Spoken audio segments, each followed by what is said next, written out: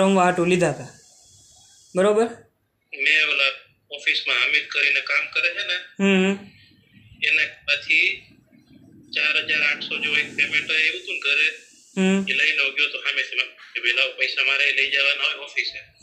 તો એ સામેથી વાગી પછી ઓલા ભેગો રમવા ગયો તો એને કીધું હતું કે ભાઈ તને હું $100 $200 આપી દઈશ જીતીશ ને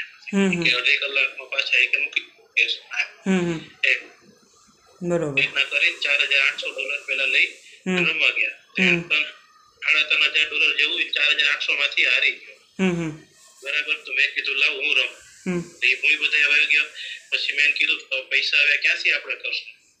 તો કે એ કંઈક કરીએ કે થઈ જાય કે મેં કીધું એમ નહીં મને ટેન્શન ચડે કારણ કે પૈસા ઓફિસના છે મારી ભૂલ છે કે એમાં જવાતા જ નથી પૈસા જ નથી થતા મારા ખુદના હોય હું બધા ફાડી નાખું હટાવી નાખું આ લોકો ઓફિસના પૈસામાં ન હટાય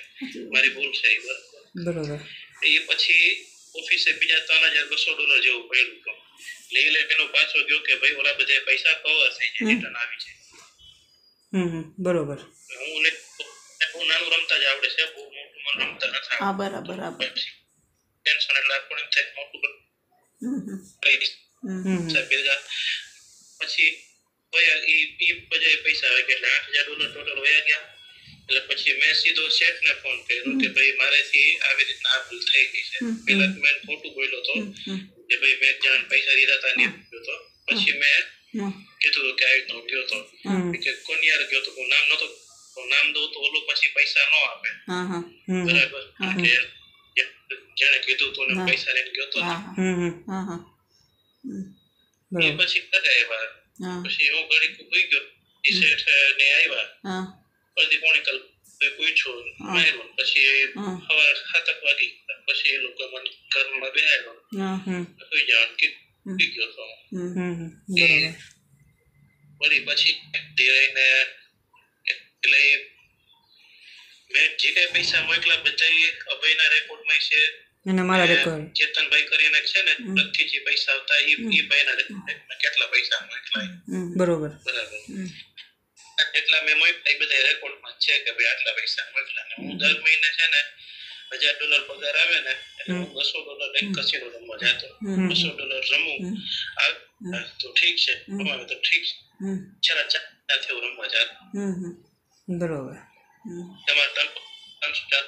વળી પાછું કઈ કેવું થાય તો રે રમવા જતો કારણ કે મને છે શેઠને જો ખબર પડી હું રમું તે નોકરીથી કાઢી એટલે હું બીજા લાગે કે કોઈ નો એવા ટાઈમ બરાબર બે પૈસા બધા મેં ચોરી બરાબર ચોરી હું છે ને મેં હજી સુધી 3 જગ્યાએ નોકરી કરી ને બધે પૈસાનો વહીવટ હતો હજી સુધી કોઈ $1 મહેનત ખાધો હું ઓફિસે ભગવાનને અગરબત્તી ને ખોટો ઢોગ ન કરું કે હું ચોરે છું દીવાબત્તી કરું બરાબર મેં દીવાબત્તી બધું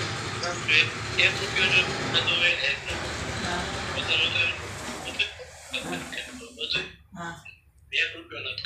બરાબર શેઠને એમ છે કે મેં અને મયુરભાઈ બરાબર સિટી વાળા એને આપણે અત્યાર સુધી કેટલા ટાઈમથી હું આવ્યો ત્યાં કીધું પૈસા બરાબર કદાચ એને મારા મેસેજ જોઈ કે મેં આ પૈસા અત્યાર સુધી આપણે એને ચાકતા રૂપિયા આપ્યા બરાબર તો કયા આપણે એને પછી અભયનો પગાર આવતો બરાબર કે ભાઈ હું પૈસા ચોરું છું મેં પૈસો એક નથી કદાચ ભગવાન મને અત્યારે બહાર નાખે મારી જિંદગી હજી 5 વાર હોય પછી મેં જો રૂપિયો ખાધો એને ભગવાન મને અત્યારે બહાર અને એમાં શેઠનો એ વાંક નથી શેઠને હવે એમ જ લાગે કે હું ચોર તો બરાબર અને પછી એ બે ત્રણ રાખ્યો પછી પોલીસ વાળા ને બધા આવ્યા બંદૂક વાળા ને બધા ને વકીલે શેઠને કીધું કે મને કયો કે ભાઈ મેં પૂછતા હતા ઇન્ડિયા તો કેટલા પૈસા મોકલા મને મગજમાં ન હોય કઈક મેં $1000 મોકલું કઈક 1200 મોકલું કઈક વળી વચ્ચે મારી પાસે પૈસા હોય તો મેં મોકલા હું $400-500 મારી પાસે રાખતો બરોબર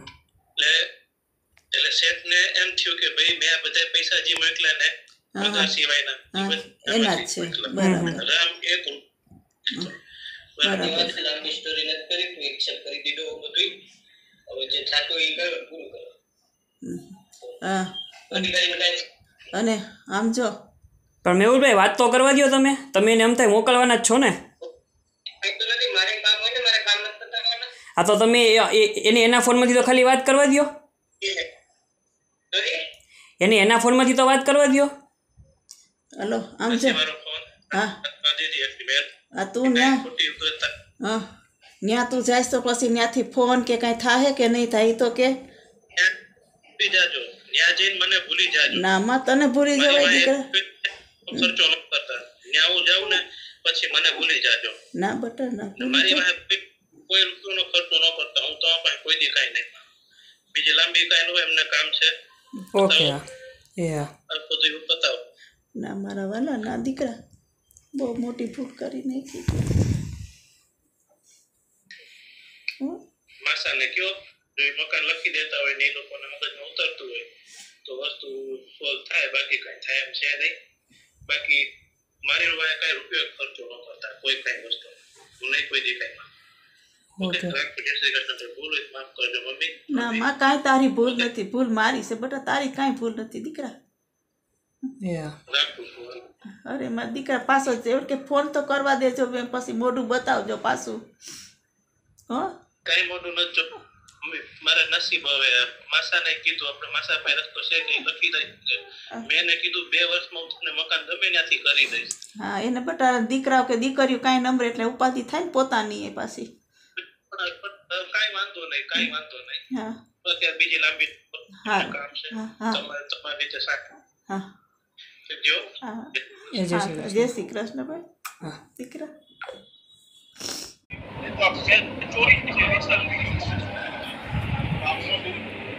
કરી દીધું ફૂલને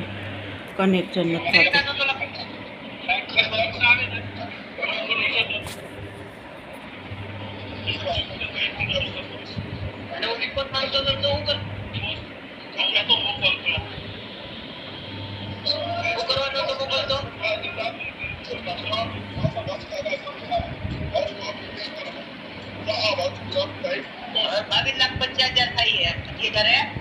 એના મોઢેથી કબૂલ કર્યો કેટલા હિસાબે તો $40,000 નીકળે ને હજી હિસાબ બાકી છે. કેલ્ક્યુલેશન તો આખું આ જેમથી લાગ્યો ને ત્યાંનું રીચે કાલે 5 થી થાય કેટલા 5 મહિનામાં 5 મહિનામાં હે 7 મહિનામાં આ ચોરી ખાલી 5 મહિનામાં કરી ગયા. તમને શું લાગે ઘર ને ગાડીઓને તમારી ઘરે ગાઈડલાઈન બધું આવે કઈ મફતમાં આવે સેના અને કસિનોમાં રમીને હારી જાય છે. સેના ગાડીઓ આવી અમારી ઘરે. આવી જોઈએ કે તમે પૈસા લ્યો તો તમારા છોકરાને પૂછાય તો કરીને કે તું બેટા આટલા 1 મહિનામાં 2 મહિનાની અંદર તમને 8 લાખ રૂપિયા મોકલી દીધા અને તમારો છોકરો નાનો જે ટ્રાન્સફર કરીને ઓલા દેવેન્દ્ર ને આ થઈને બધું એને તો રેકોર્ડમાં હે.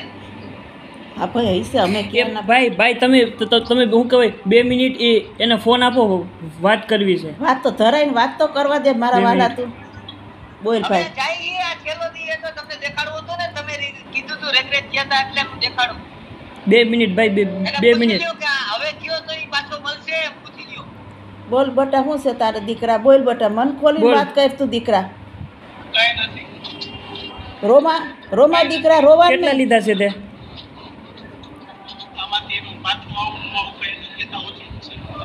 આવીશ તું વાળ એની માથે પકડોમાં વાળ પકડોમાં તમે એના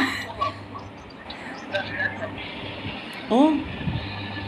નિર્દય હું થાવશો હવે પૈસા આયા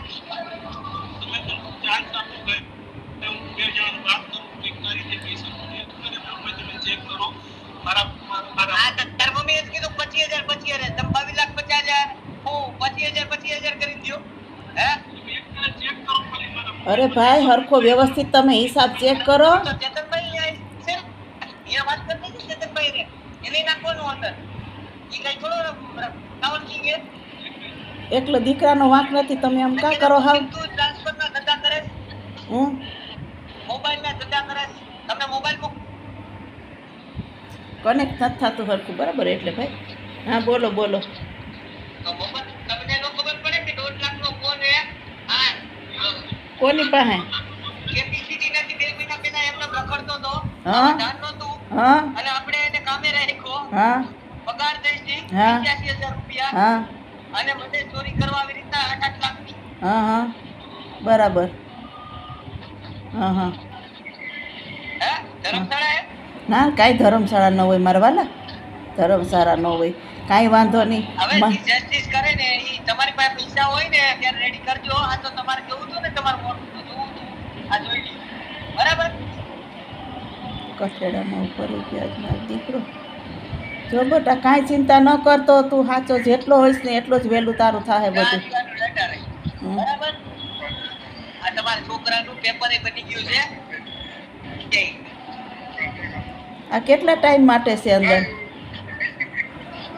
22,50,000 રૂપિયા જોઈ 22,50,000 બરાબર આપણા ઘર ભાઈ એ ભાઈ હાવ છે ને આમ ન હોય જરીક ઓલું હોય જરીક તો હોય જરીક ઉપરવાળાનો ડર તો રાખો જરીક તો ડર રાખો ઉપરવાળાનો તેથી મેં પૂછ્યું તો ઉપરવાળાનું હું ઉપરવાળાને જાઉં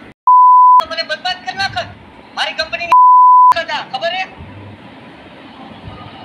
ભાઈ પકડાવાનો તો મારી કંપની ના કર તમને ઉપરવાળાનું જોઈએ મને એમ કે આજ મહિને જે મારો ધંધો ખબર છે મને આ ચોરી કરી તો તમને અહીંયા મોકલે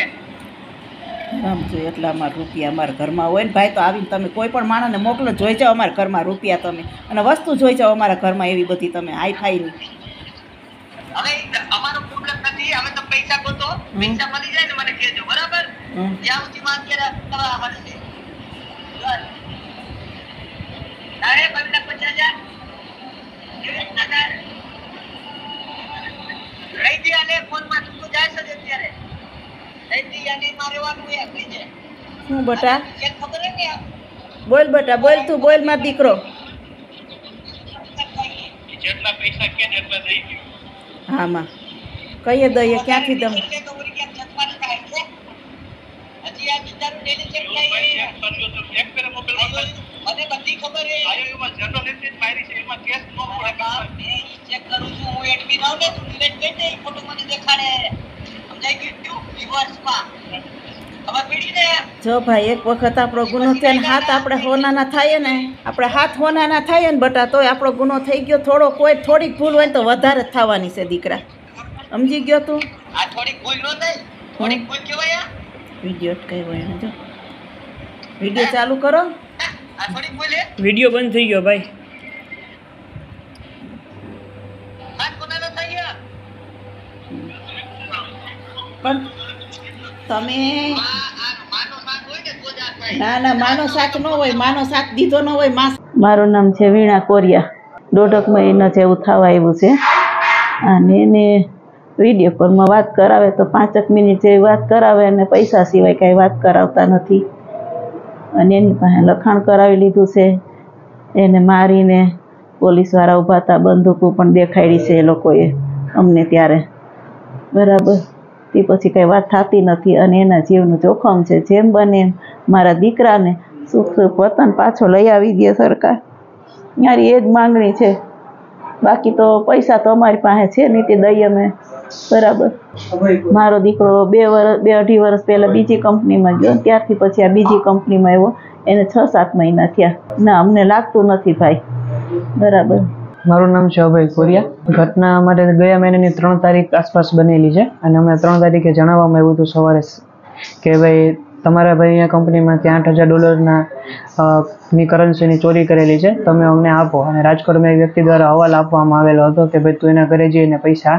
આપી આવજે કાંઈ એ લોકો તને તારી ઓફિસે આવી અને આપી જશે અને એ લોકોએ મારા ઘરનું એડ્રેસ અને એ બધું લીધેલું હતું મને કીધું કે તારી પાસે ₹1,00,000 પડ્યા હતો કે હું લઈ જાઉં મેં કીધું મારી પાસે કંઈ પૈસા છે નહીં તો અમને 2 દિવસની વ્યવસ્થાનું કરવામાં આવ્યું કહેવામાં આવ્યું હતું પછી 2 દિવસ પૂરા થવાનું આવ્યું ત્યારે અમને બીજા $22,500 કહેવામાં આવ્યું જે ઇન્ડિયાના 20 લાખ રૂપિયાનો આસપાસ થઈ છે અને 7 દિવસની અમને મુદત આપવામાં આવી હતી 7 દિવસ દરમિયાન અમારે 2 થી 3 વખત અમારા ભાઈ સાથે વાત થઈ હતી અને અમારા ભાઈનું એક જ રટણ હતું કે આ લોકોને પૈસા આપી અને તમે અમને છોડાવી લો એ 7 દિવસ થઈ ગયા પછી અમારા ભાઈ સાથે બહુ વાત થઈ હતી નહીં થયો તો મને અત્યારે કદાચ યાદ નથી અને પછી આ મહિનાની 8 કે 9 તારીખે એને ત્યાં જેલમાં સોંપી દીધો અને અમને કહેવામાં આવ્યું કે અમે એને સોંપી દીધો છે તમે અહીંયા રીતે તમારી રીતે છોડાવી લેજો અને ત્યાં એને જાનનું જોખમ બી છે અને ત્યાં એની સાથે શારીરિક ઘણી વસ્તુ થઈ શકે એમ છે કે જેવું મારા ભાઈના ભવિષ્ય માટે અને અમારા ઘરની ઇજ્જત માટે હું મીડિયા સમક્ષ અને શું કહેવાય તંત્ર સમક્ષ હું બોલી શકું એમ નથી. મારી ગુજરાત સરકાર અને ભારત સરકારને એક જ અપીલ છે કે તે જલ્દીથી જલ્દી મારા ભાઈને અહીંયા લઈ આવવા માટે બનતા બધા પ્રયત્નો કરી અને અમારી મદદ કરે. સાંજ સમાચાર ફેસબુક પેજને લાઇક કરો, વિડીયો શેર કરો અને વધુ વિગતવાર સમાચાર માટે sanssamachar.net વિઝિટ કરો.